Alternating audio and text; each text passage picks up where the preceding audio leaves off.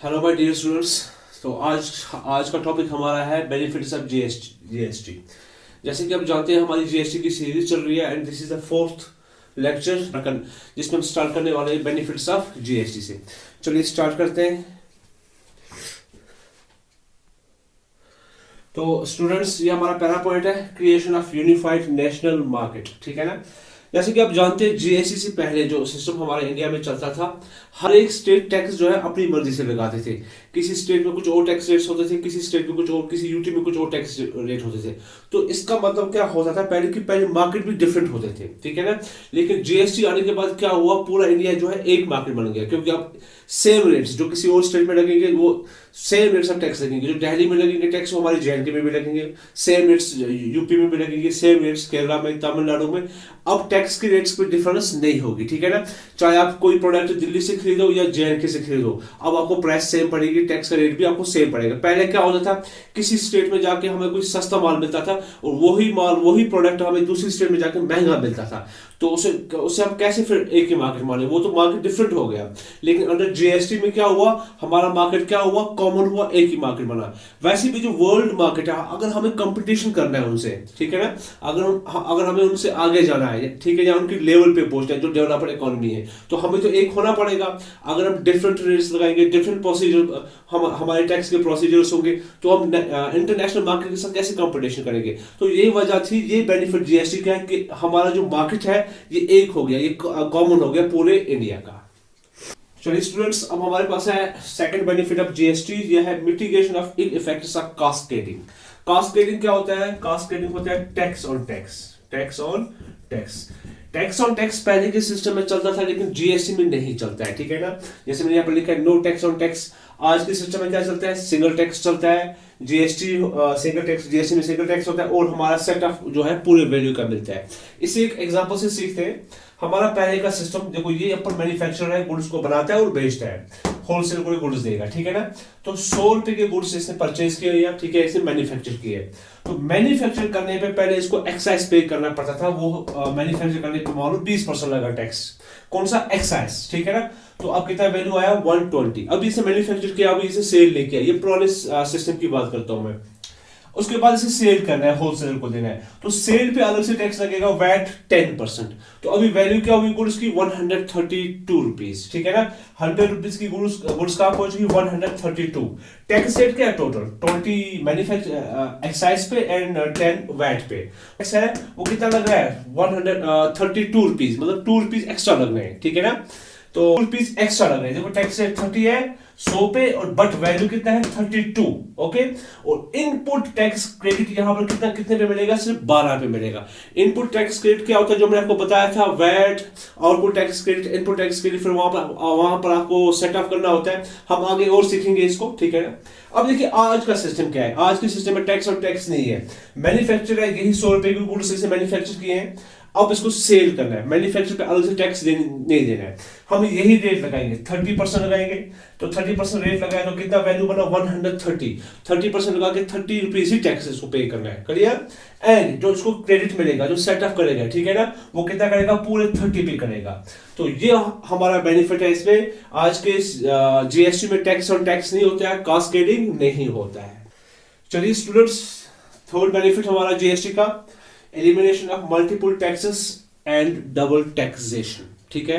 इसे एक एग्जांपल से सीखते हैं हम। और अर्लियर बात करते हैं, पहले की बात करते हैं जब जीएसटी नहीं था, जब वैट जीएसटी था।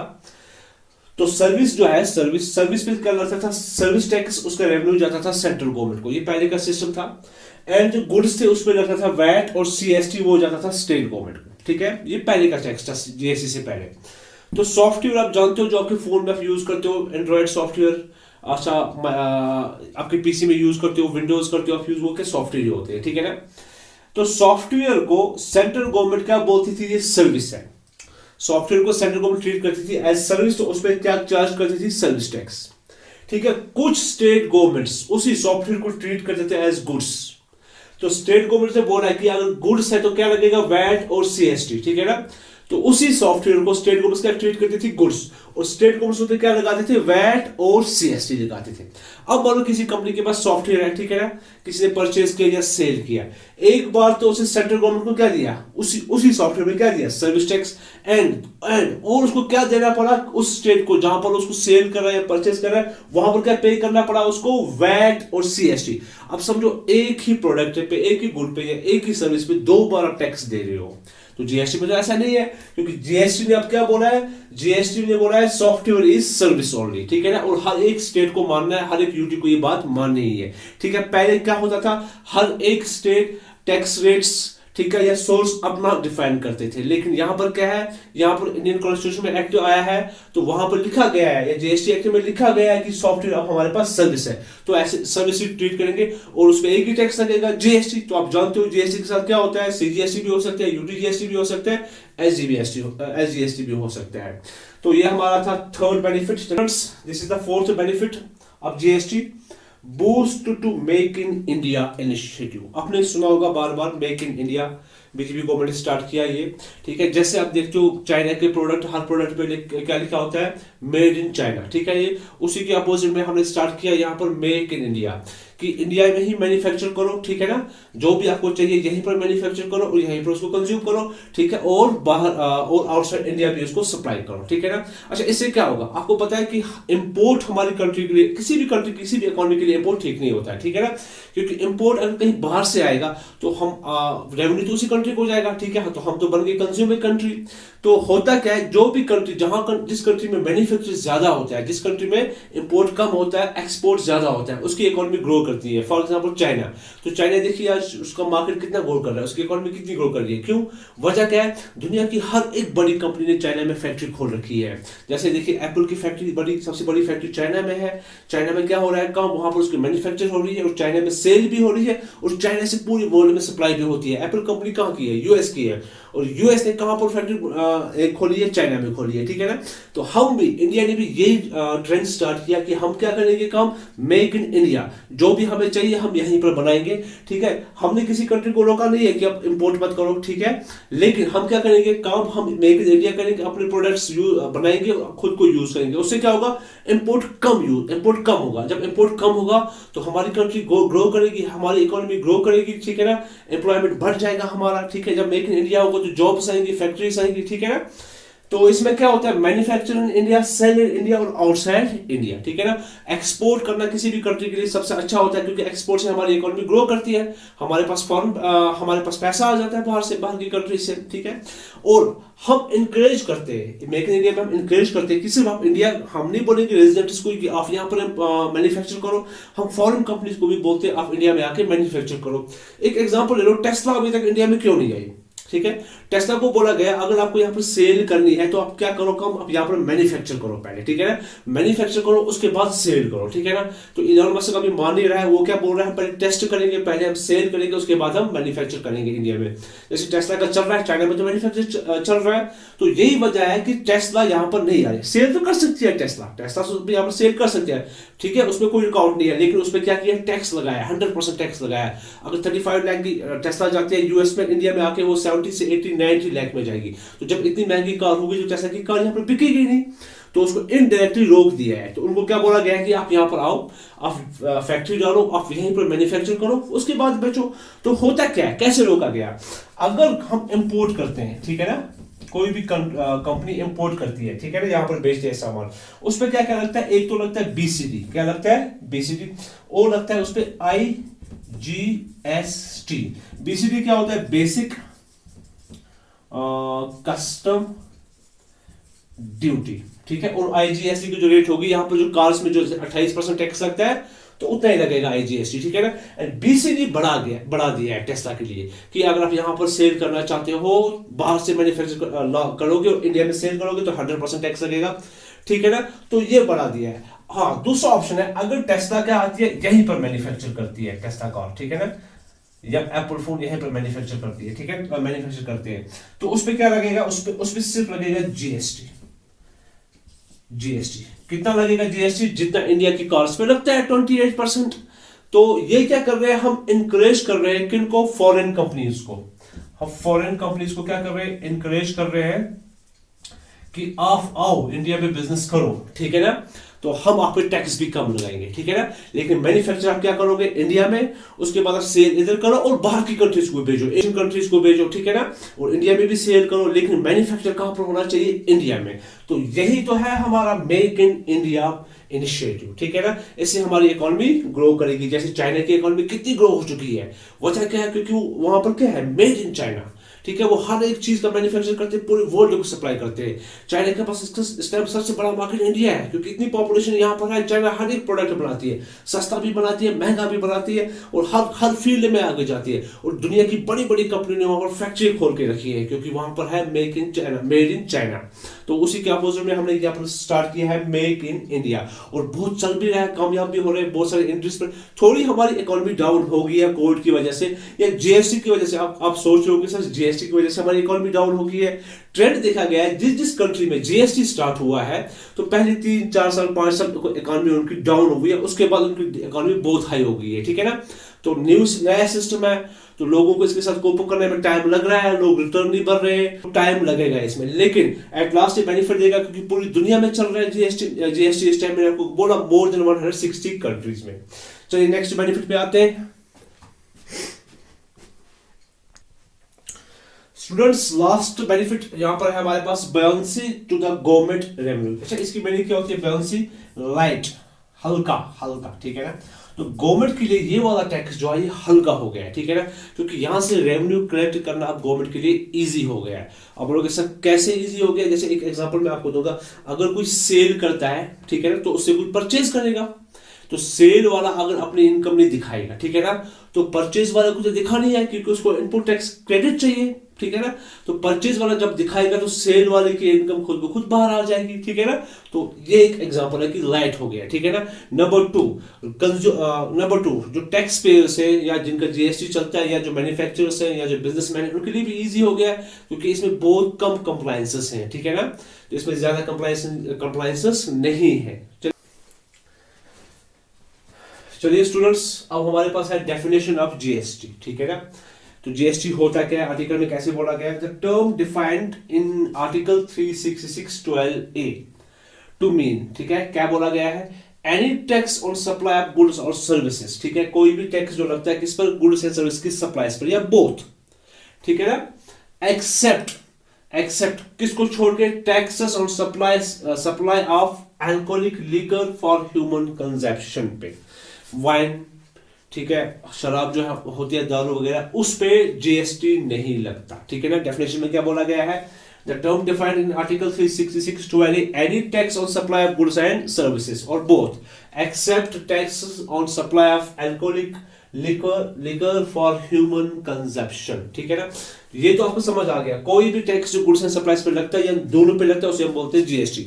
लेकिन एक्सेप्ट आर्टिकल में बोला गया है, ठीक है ना, except alcoholic liquor for human consumption. अब इसको समझना, तो इसका मतलब कैसा, शराब पे दारू पे टैक्स नहीं लगता है, ठीक है, लगता है टैक्स, लगता है बहुत ज्यादा टैक्स लगता है। जीएसटी की जो हाईएस्ट रेट है 28%, उससे भी ज्यादा टैक्स लगता है। क्या है, हमने लिकर को यहां पर क्यों नहीं लाया, लिकर जो है ना, स्टेट जो है वो लिकर को, ठीक है ना, को जीएसटी में नहीं लाना चाहते, ठीक है ना।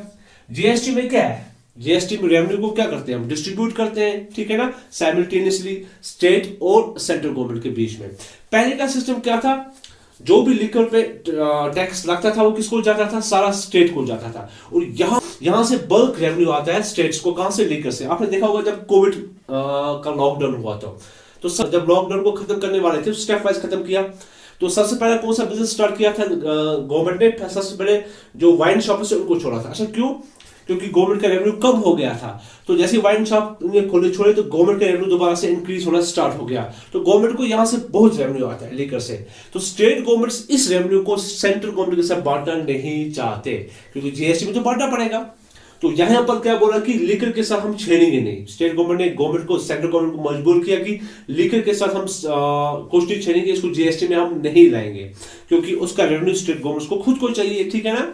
तो ये वजह है कि लिकर को यहां पर जीएसटी में नहीं लाया गया। अच्छा, लिकर फॉर ह्यूमन कंजप्शन क्या होता है, होती है बियर, ठीक है ना, जैसे वाइन, ठीक है, ये होती है, ठीक है, शराब दारू वगैरह, मतलब वाइन वगैरह, ठीक है ना।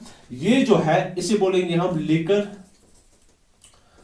फॉर ह्यूमन कंजप्शन, जो लोग पीते हैं, ठीक है ना, ह्यूमन कंजप्शन, ठीक है। And the second one is cough syrup, छाती की दवाई, कफ सिरप, ठीक है ना, कफ सिरप। अच्छा, कफ सिरप में पता है कितना होता है? ऑलमोस्ट 25% होता है उसमें अल्कोहल। क्या इसको भी अल्कोहल, क्या इसको भी जीएसटी लगेगा? नहीं, इसमें जीएसटी लगेगा, इसमें जीएसटी लगेगा। सर क्यों? ये तो मेडिसिन पर्पस के लिए है, ठीक है ना।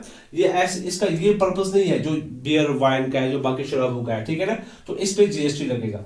दूसरा होता है हमारे पास, मान के चलो आप, ये डिओ, सैनिटाइजर, अच्छा डिओ, सैनिटाइजर, परफ्यूम्स, इनमें भी तो अल्कोहल होता है, ठीक है ना। अच्छा, इस पे जीएसटी लगेगा, ठीक है, क्योंकि ह्यूमन कंजप्शन के लिए नहीं है, इसे पिया नहीं जाता, ठीक है ना। तो ये वाला जो है, ये वाला पार्ट, ये जो बियर वाइन शराब, जो जितनी भी शराब की टाइप्स है जो लोग पीते हैं, ठीक है, तो उस पे जीएसटी नहीं लगता, ठीक है। उस पे वही वाला सिस्टम चलेगा, वैट और सीएसटी वाला, और वो रेट तो बड़ी हाई होती है, जीएसटी से भी बड़ी हाई होती है। जीएसटी में लगने से उसका टैक्स भी कम हो जाएगा, और रेवेन्यू को डिस्ट्रीब्यूट करना पड़ेगा स्टेट को, किसके साथ? सेंटर के साथ। तो स्टेट ने सेंटर को मजबूर किया, नहीं, इसको जीएसटी में नहीं लाना, इसीलिए इस चीज को कहां पर लिखा गया? आर्टिकल पे लिखा गया, ताकि इसको चेंज न किया जाए। एक्ट तो चेंज हो सकता है, किसी भी नोटिफिकेशन से चेंज हो सकता है, लेकिन आर्टिकल को चेंज करने में टाइम लगता है, अमेंडमेंट करनी पड़ती है। तो ये इसकी डेफिनेशन है, किसकी? जीएसटी की डेफिनेशन, ठीक है ना। चलिए, तो हम यहां पर एक कॉलम बनाते हैं, हम लिखते हैं नो जीएसटी, किस पे जीएसटी नहीं लगता। तो पहला आइटम हमको मिल गया, लिकर फॉर ह्यूमन कंजप्शन, ठीक है ना। हमने डेफिनेशन में ये देखा, सब गुड्स एंड सर्विस पर जीएसटी लगता है except liquor for human consumption. चलिए स्टूडेंट्स, अब हमारे पास है गुड्स। गुड्स को कैसे डिफाइन किया गया है? गुड्स को कॉन्स्टिट्यूशन में डिफाइन नहीं किया है, गुड्स को जीएसटी एक्ट में डिफाइन किया है, ठीक है ना। कॉन्स्टिट्यूशन की बात मैंने बोल दी, अब आते हैं जीएसटी एक्ट में, ठीक है ना। तो गुड्स को सेक्शन 252 ऑफ जीएसटी एक्ट में बोला गया है, every kind of movable properties, जो भी मूवेबल एसेट्स होते हैं वो गुड्स होते हैं, ठीक है ना। अच्छा, हमारे पास गाड़ी है, एसेट है, गुड्स है, ठीक है ना। चेयर, टेबल, पीसी, लैपटॉप, जो भी आप देखोगे जो मूवेबल एसेट्स हैं वो गुड्स होंगी। तो इसका अपोजिट क्या हो गया? इमूवेबल एसेट्स जो है वो गुड्स नहीं कहलाएंगे। यहां पर मैंने लिखा है नो जीएसटी। इमूवेबल प्रॉपर्टीज जैसे हमारे पास है land and building, land and building है इमूवेबल, जिसको हम एक जगह से दूसरी जगह नहीं ले जा सकते, ये गुड्स नहीं है। इट मींस इन पे जीएसटी नहीं लगेगा। मैंने नो जीएसटी वाली लिस्ट में इसको डाल दिया, कौन सी? लैंड और बिल्डिंग पे जीएसटी नहीं लगेगा, ठीक है। इट डजंट मीन कि इन पे टैक्स नहीं लगेगा, टैक्स तो लगेगा इन पे। आपने देखा होगा रजिस्ट्री कराते हैं हम, स्टैंप ड्यूटी जो होती है वो तो देते हैं हम इसमें। तो पहला पॉइंट आपको समझ आया, every kind of movable property वो गुड्स है, उन पर टैक्स लगता है, ठीक है। इसका अपोजिट इमूवेबल प्रॉपर्टीज या इमूवेबल एसेट्स जैसे लैंड और बिल्डिंग है, इन पे जीएसटी नहीं लगता, लेकिन टैक्स लगता है इन पे स्टैंप ड्यूटी वाला। अच्छा, थर्ड, अच्छा इसमें एग्जांपल देखिए क्या क्या आता है। अच्छा, सेकंड हमारे पास क्या है? दूसरा, money and securities are not goods. Money पे बात करते हैं, मनी को गुड्स नहीं बोला गया है, ठीक है ना। अगर मनी को गुड्स मानते हैं हम, आप किसी से कैश लेते हैं, पापा से कैश लेते हैं, किसी दोस्त से कैश लेते हैं, उस पर भी टैक्स। आपको चेंज कराना है 100 रुपया और आपने लिया पैसा किसी को, तो उस पर भी टैक्स। कैसा लगेगा? तो अच्छा नहीं दिखेगा ना, ये तो अजीब सी बात होगी। तो इसीलिए बोला गया मनी को हम गुड्स नहीं मानेंगे। हमने बोला है सभी गुड्स। यहां पर देखो डेफिनेशन ऊपर क्या बोला है हमने, tax on supply of goods and services, ठीक है, ये तो बोला। अब यहां से हमको वो चीजें हटानी है जिन पे जीएसटी नहीं लगाना है, ठीक है ना। जैसे मनी एंड सिक्योरिटीज। अच्छा, इसमें क्या क्या आता है? Cash, cheque, draft, shares, bonds and debentures, ठीक है। शेयर, बॉन्ड, डिबेंचर को पता होगा कंपनी के केस में होते हैं, ठीक है ना। डिबेंचर भी, बॉन्ड भी कंपनी के केस में होते हैं। चेक, ड्राफ्ट आप डेली लाइफ में देखते होंगे। तो इन पे क्या है? इनको हम गुड्स नहीं मानते, तो इन पे टैक्स भी नहीं लगेगा फिर। तो हमने मनी एंड सिक्योरिटीज पे जीएसटी नहीं लगता, ठीक है। इनके साथ क्या होता है आगे देखेंगे, ठीक है ना। चलिए, फिर हमारे पास है growing crops, grass attached to farming land. Land की बात हमने की, लैंड पे जीएसटी नहीं लगेगा, ठीक है ना। उस पे क्या लगेगा? स्टैंप ड्यूटी लगती है उस पे। अब वो लैंड, ठीक है ना, growing crops, grass attached to farming land, part of land, अच्छा वो लैंड जिसपे क्रॉप्स ग्रो हो रहे हैं, ठीक है ना। आप ले लो राइस के खेत, राइस ग्रो हो रही है, ठीक है ना। अब अगर आप लैंड को बेचते हो विथ राइस, अभी आपने राइस काटा नहीं, ठीक है, वो जो राइस के प्लांट जो गए हैं वहां पर, वो विद राइस बेचते हो, ठीक है ना, तो उसको भी लैंड ही माना जाएगा, उसको गुड्स नहीं माना जाएगा, ठीक है ना। तो उस पर जीएसटी नहीं लगेगा। बात समझ आ रही है आप लोगों को। क्रॉप्स अभी ग्रो हुए लेकिन आपने काटे नहीं है, ठीक है, तो वो भी लैंड ही माना जाएगा, वो क्रॉप भी लैंड के साथ ही माना जाएगा, उस पर जीएसटी नहीं लगेगा, उस पर स्टैंप ड्यूटी आएगी। फिर जब क्रॉप काटेंगे फिर बेचेंगे फिर आगे देखा जाएगा। Clear. Next, crop not attach to land. अच्छा आपने क्रॉप काट दिया, आपने फसल काट दी, अब जो फसल है उसको गुड्स माना जाएगा, अब वो लैंड के साथ अटैच नहीं है। बात समझ आ रही है आपको। जब फसल उगी थी, काटी नहीं थी और लैंड को आपने सेल कर दिया तो जीएसटी नहीं लगेगा, फिर भी क्या लगेगा उस पर, इंपोर्ट सॉरी, फिर भी उस पर क्या लगेगा, स्टैंप ड्यूटी लगेगी। बट अब आपने फसल काट दी, ठीक है ना, अब जो आपने वो जो फसल काट दी, क्रॉप काट दिया, अब उसको हम गुड्स ट्रीट करेंगे और उस पर क्या लगेगा, जीएसटी। अच्छा लास्ट वाला है actionable claims. Actionable claims goods होते हैं। आप बोलोगे सर ये होता क्या है एक्शनेबल क्लेम्स? एक एग्जांपल से सीखते हैं। मान लो कोई बंदा था दूर दराज, उसका एक ए था, इसका एक रिश्तेदार था दूर दराज का बी, ठीक है ना। तो बी की डेथ हो जाती है, बी की डेथ हो जाती है, ठीक है ना। अच्छा इसके पास मान लो गाड़ी थी या कुछ और था, कोई एसेट था, ठीक है ना, प्रॉपर्टी थी इसके पास। ये दूर दराज का रिश्तेदार था, क्लोज रिलेटिव नहीं था, तो इसके आसपास कोई नहीं था, इसका और कोई रिश्तेदार नहीं था जो इसके प्रॉपर्टी पे क्लेम कर सके, ठीक है ना। तो इसकी जब डेथ हो जाती है तो ऑटोमेटिकली इसकी प्रॉपर्टी पे किसका क्लेम आता है, ए का। इसे बोलेंगे हम एक्शनेबल क्लेम। आप बोलोगे सर जैसे बाप का जाता है बेटे को, वो तो नहीं होता है, वो इनहेरिटेंस होता है, वो डायरेक्ट का रिश्ता तो होता है, डायरेक्ट रिश्ता होता है, इनका दूर का रिश्ता है, ठीक है ना। तो इसको बोला जाएगा एक्शनेबल क्लेम्स। अगर ऐसा केस है, ठीक है ना, ए को प्रॉपर्टी जिसका इसका राइट नहीं था, ए का राइट नहीं था बी की प्रॉपर्टी पे, ठीक, लेकिन बी का कोई क्लोज रिलेटिव था ही नहीं दुनिया में, तो अब कौन निकला, दूर दराज का एक रिश्तेदार निकला, ए। अब बी की जब डेथ हुई, इसकी प्रॉपर्टी ट्रांसफर कहां होगी, ए के पास, ठीक है, तो उस प्रॉपर्टी को या उस क्लेम को माना जाएगा गुड्स। तो ये हमारा था डेफिनेशन किसका, एक जीएसटी का एंड गुड्स का। अब हम देखते हैं सर्विसेज की डेफिनेशन। स्टूडेंट्स हमारे पास अब सर्विस की डेफिनेशन है under GST act section 102। Point number 1, anything other than goods, money and securities. कोई भी चीज गुड्स को छोड़ के, कोई भी चीज गुड्स को छोड़ के हर एक चीज को हम क्या मानेंगे, सर्विस। उसमें क्या छोड़नी है हमने, गुड्स, ठीक है, गुड्स की डेफिनेशन हमने देख ली थी। And anything other than goods, ठीक है, गुड्स सर्विस नहीं कहलाएगा, जीएसटी तो लगेगा, हमने पढ़ा अभी गुड्स के एक्ट में। एंड मनी हमने वहां पर भी देखा था, मनी पे भी जीएसटी लगेगा, तो मनी को हम सर्विस में नहीं मानेंगे। और सिक्योरिटीज, शेयर्स, बॉन्ड्स, डिबेंचर्स, उस पर भी जीएसटी नहीं लगेगा और हम उसको सर्विस में नहीं मानेंगे। तो मनी सिक्योरिटीज को गुड्स में नहीं मानेंगे, सर्विस में नहीं मानेंगे, ठीक है। गुड्स तो गुड्स ही होती है, वो सर्विस नहीं होती है। पहला पॉइंट ये है। तो ये सब चीजों को कवर कर लेते हैं, ठीक है ना। अच्छा point number 2, includes activity related to use of money, ठीक है ना, और its conversion by cash or by any other mode from one form of currency to another, for example INR to dollar। तो होता क्या, अगर हम कैश को कन्वर्ट करें, ठीक है ना, या तो अपनी ही करेंसी में कन्वर्ट करें या एक करेंसी से दूसरी करेंसी में कन्वर्ट करें। आप चेंज अगर लेना पड़े 100 का या 500 का या 2000 रुपीज का, क्या आपसे वो कमीशन चार्ज करेगा? नहीं, ऐसा तो नहीं होता। लेकिन अगर आपको डॉलर को आपको कन्वर्ट करना पड़े किसमें, INR पे, तो जिस एजेंसी से आप कन्वर्ट करवा रहे हो या जिस भी इंसान से, पर्सन से आप कन्वर्ट कर रहे हो, वो आपसे एक कमीशन चार्ज करेगा। यहां पर मनी की बात हो रही है, करेंसी की बात हो रही है, ठीक है ना। डॉलर से INR या INR से डॉलर या पाउंड, कोई भी वर्ल्ड की करेंसी, उसको आप क्या कर रहे हो, कन्वर्ट कर रहे हो। तो कन्वर्ट करने के आपसे चार्ज लिए जाते हैं, ठीक है ना। तो वो चार्जेस जो है, ठीक है, जो चार्जेस कैश को कन्वर्ट करने में लिए जाते हैं, उन चार्जेस पे टैक्स लगेगा और उन चार्जेस को बोला जाएगा सर्विस चार्जेस। तो वो चार्जेस यहां पर इंक्लूड होते हैं सर्विसेज में।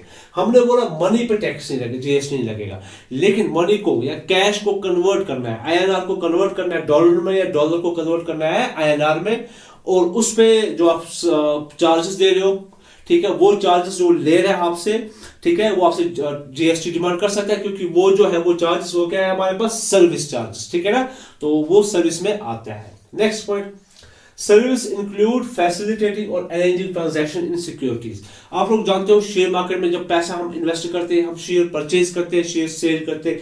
आजकल तो सब ग्रो ऐप से करते हैं, जैसे ग्रो ऐप हमारा है, ज़ीरोधा है हमारा। अच्छा, बहुत सारी ऐप है मार्केट में आजकल, ठीक है। तो वहीं से हम क्या करते हैं, शेयर को परचेज भी करते हैं, शेयर को सेल भी करते हैं। अच्छा, ये जो ऐप से पता है किनकी, ये ब्रोकर्स की है। किनकी है? ब्रोकर्स की। परचेज पे भी हमसे कमीशन लेंगे, सेल पे भी हमसे कमीशन लेंगे, ठीक है ना। वो जो कमीशन है वो तो उनका रेवेन्यू बन गया, ठीक है। तो वो जो कमीशन है, ठीक है ना, वो किस चीज का ले रहे हैं, वो सर्विस ले रहे हैं, सर्विस चार्ज हमसे ले रहे हैं। तो वो कमीशन उन ब्रोकर्स के लिए क्या बन गया, आप सर्विस, उस पे वो जीएसटी लगेगा, ठीक है। तो हमें जीएसटी भी पे करना पड़ेगा उस कमीशन पे, ठीक है ना। जैसे फॉर एग्जांपल ब्रोकरेज जो ब्रोकर लेते हैं, ठीक है ना, आपकी सिक्योरिटीज को सेल करने के लिए या परचेज करने के लिए। तो ये था हमारी डेफिनेशन किसकी, जीएसटी की और गुड्स की और सर्विसेज की, ठीक है। कुछ डेफिनेशन अब नेक्स्ट लेक्चर में और सीखेंगे, ठीक है। तो आज के लिए इतना ही। आपको अच्छा लगा तो लाइक भी कीजिए, और अगर आपको कोई सजेशन देनी है तो कमेंट में आप पूछ भी सकते हैं हमसे, ठीक है। So thank you my dear students.